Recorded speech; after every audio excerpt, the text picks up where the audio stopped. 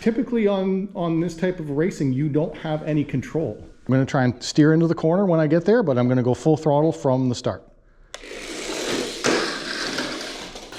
Made the jump. Pretty cool. Hello folks, welcome to Netcruzer RC. I'm at my local hobby shop, Hobby Hideaway, because they have 128 scale tracks. They have the RCP track for Mini Z, as well as usually on the weekends they have the Tamiya Mini 4-wheel drive. And I've got a new product. The brand sent me, XOTIK Model Cars, has created a hybrid RC car. Let's take a look at it and see what it's like.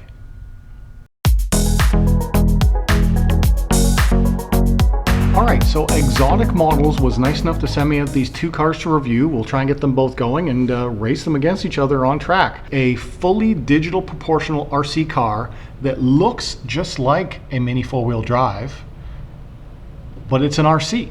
And instead of it being a 4-wheel drive car, it's a rear-wheel drive car. They currently have 3 models available, which is the this Monta, the diesel truck, as well as this one, the Buggy Racer. So let's first of all do a quick little unboxing of these to see what you get in the boxes and then see how they perform. They're 1/32 scale. They come with a proportional steering servo, a 130 size motor, a built-in rechargeable LiPo battery. I'm not sure the voltage. If these are 7.4 volt 2S, they're going to be rocket ships. They could be 1S, we don't know.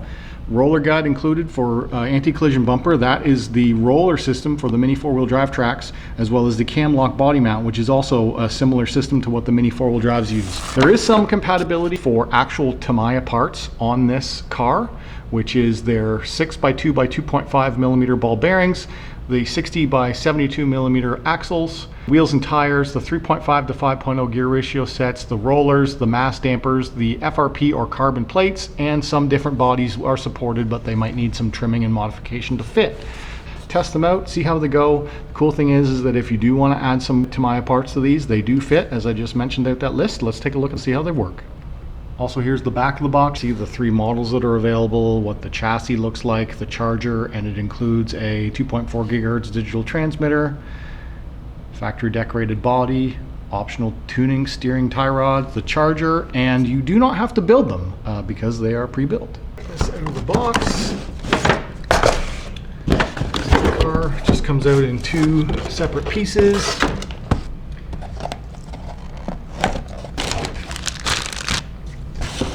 Here's the radio system you get with it, and it's a nice little small. They did say that they do want this to be very kid friendly, so it is a nice small radio system that a child's hands would be able to fit.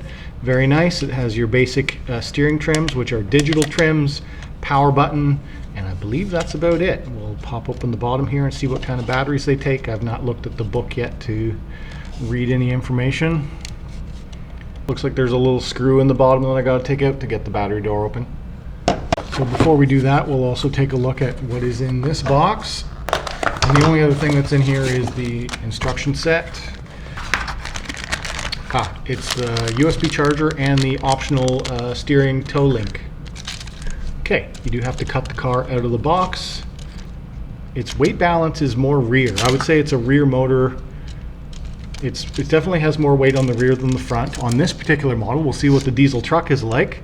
I say diesel just because they're calling it that. So we got to get this charged up, plugged in. Before we start any of that though, I'm going to quickly look at the instructions just to see if there's anything quirky about this that I should know. So, okay, the transmitter does require 2 AAA batteries, and then you just 1 5-volt USB power adapter for the charging the car. So I do need to get the car started to charge, as well as if you were curious about the steering links, they are -1 and +1 tie rods, which I imagine are change your front toe.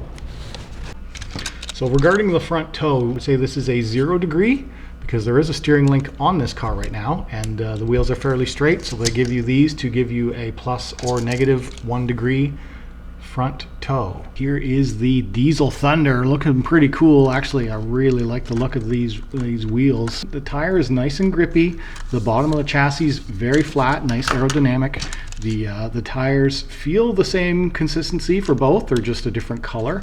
This all white albino looking super stage Buggy is pretty nice. Or you can get the red Buggy with the Monterey looking red livery, or you can get this truck, which is the diesel power. It even has a little fifth wheel hitch on the back.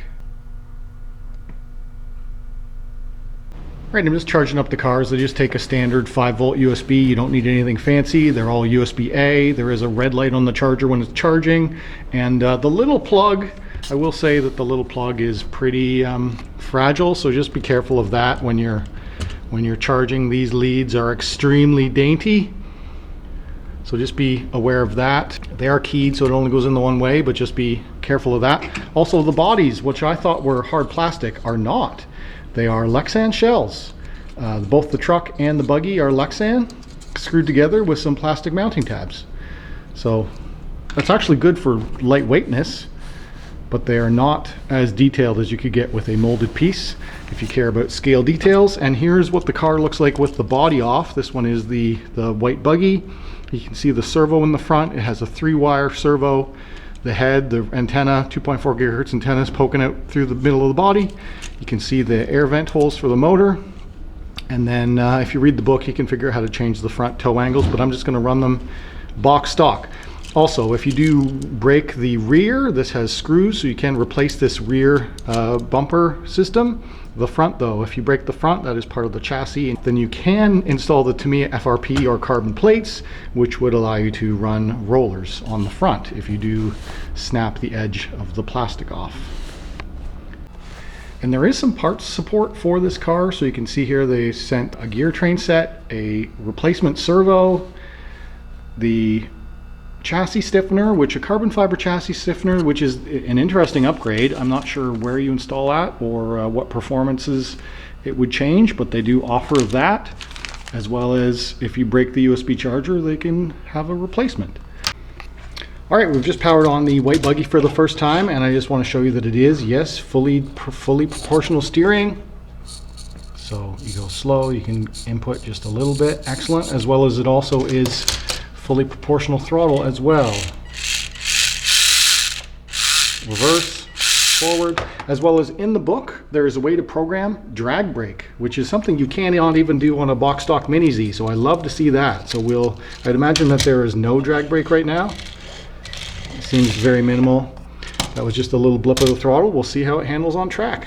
Okay, this is gonna be my first track test with the XOTIK RC hybrid rear-wheel drive RC car that looks like a mini 4-wheel drive. So we'll just set it down here on this RCP track. This is the track style that you typically run a Mini Z on. Now, I did want to try this on the mini 4-wheel drive track, which we will try in a future date, but for now, we'll first test will be on an RCP track, and we'll see what the performance is like. Here we go. This is fully set up, fully box stock, no adjustments made. Had some charge on it. And it's got actually pretty decent handling.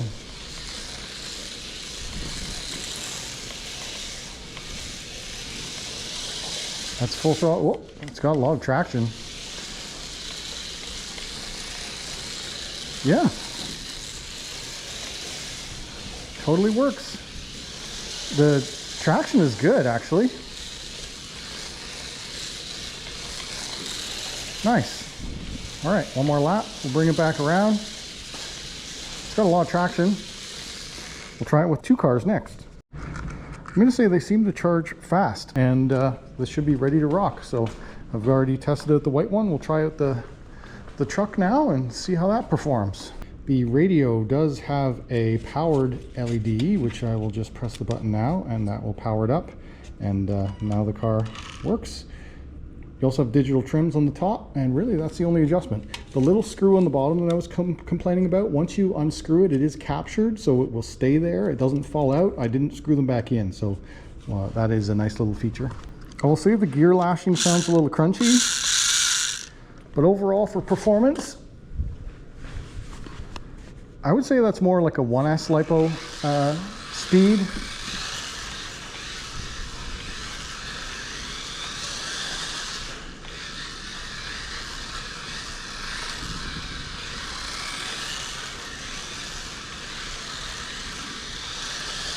Yeah, that's neat.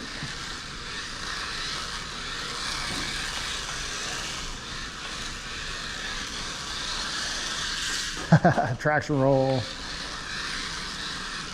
Yeah, they work good. A little bit of fun here with these two XOTIK RC cars. I've got the diesel power truck, and my buddy Jeff here has got the white buggy. So let's just try and get around the track. On 3, 1, 2, 3. He's never driven it before, so I'm going to take it real easy on him. I did get a little practice session in early, so I'm going real slow. This is about 10% throttle. The steering is nicely proportional. And I just find that basically the only downside on the RCP track is that they will traction roll just like that. If you go a little bit too fast into the corner, they have a lot of grip. I would say these tires are more suited to the RC four-wheel drive plastic slick track versus the RCP. There was a little bit of a durability test. We got in a head-on collision here. I can certainly see two of these being very fun for kids. And they have a surprisingly good amount of traction for being rear-wheel drive only. Reverse engages quickly, smooth, let off. I would say the drag brake is pretty low right now, low to 0.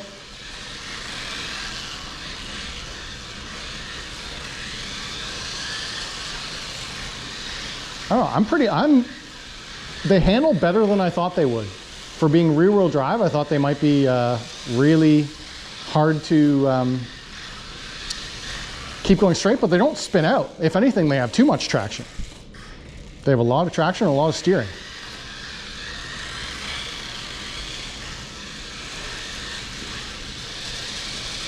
Against the corner on a banked track, it would be very different. Oh, pinion just went off. Take a look at that. And I do believe it's just, you just end up pressing it back into place. But yeah, hit the throttle and I think the drive is not engaged. Yeah, so we'll have to figure out how to get that open and figure out how to put the pinion on. But that was fairly light hits. And I know it's just from the noise. I've been in RC enough to know that's just a pinion came off, but I got to find out how to get to it. All right, to get at the motor pinion, it's actually toolless. It's just the cover. You just kind of get in there with your fingernail and you just pop it up and it pulls off. And then you can see here that the pinion slipped in and we have to push it out. So that's something that I do think they should fix. They should either add a shim or an O-ring in behind that pinion so it cannot move off of the spur. So we'll just have to get it back into position and it will drive again. Fix that, all I did was I just took a little flathead and I just pushed the pinion out onto the gear again. So you can see that there's so much motor shaft to the size of the pinion. That's why it can slip inside and then come off the gear. But I'm not sure why they've done that, but it's an easy fix. You just have to have the tools to do it.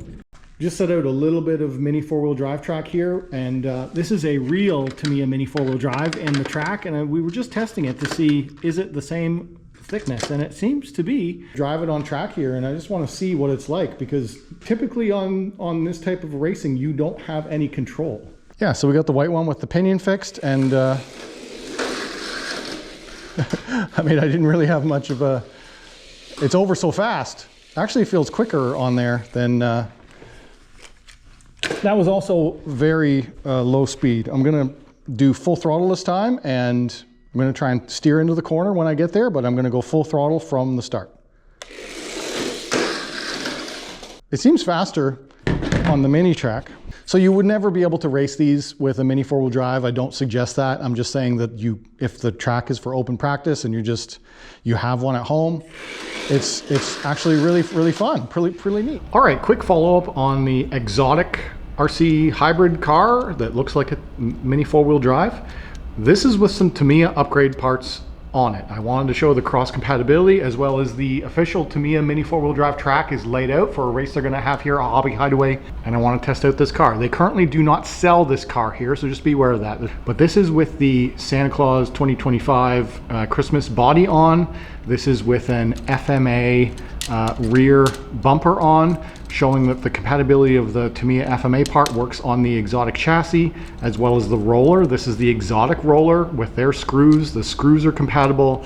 This is the Tamiya carbon fiber front stay and Tamiya rollers, as well as the other thing we've done here in a test is Tamiya tires on the XOTIK wheels. The only reason we didn't swap the wheels is because they are so tight on this axle, we were afraid of it breaking, so we didn't swap the wheels, but the tires are compatible.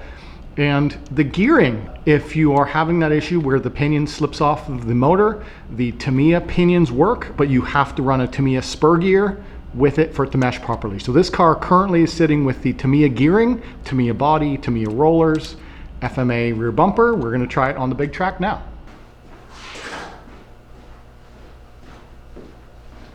Okay, I've got it on lane 2 back at the far end of the store, and we're just gonna start driving it and see what it does. This is full speed. I am currently not steering.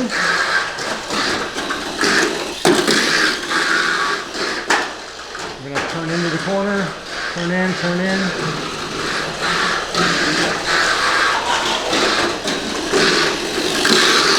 It does make a difference when you turn into the corner, which I have done.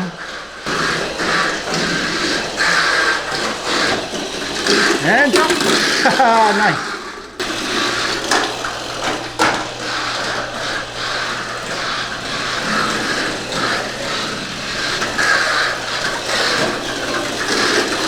Is that full trigger? Yeah, it's a little slow, but we didn't charge it up all the way. But anyway, the point is, all of the upgrades work. It's a really fun car. Made the jump. Pretty cool. So that's the XOTIK RC car. If you're interested in these, I have links in the description down below. Go check them out. They're really cool, really fun for kids, because this is the first car in this type of configuration where you can drive it just around your living room floor, around wherever, if on a flat, hard surface that's not on a track. This is the track that is designed for them, but as you saw, I can also run it on a Mini Z RCP track, and that's really fun. So yeah, pretty neat little hybrid RC car, mini 4-wheel drive. All right, guys, if you enjoyed the video, hit that like button. If you're new here, subscribe. If you want to talk to me, leave a comment down below. As always, thanks for watching.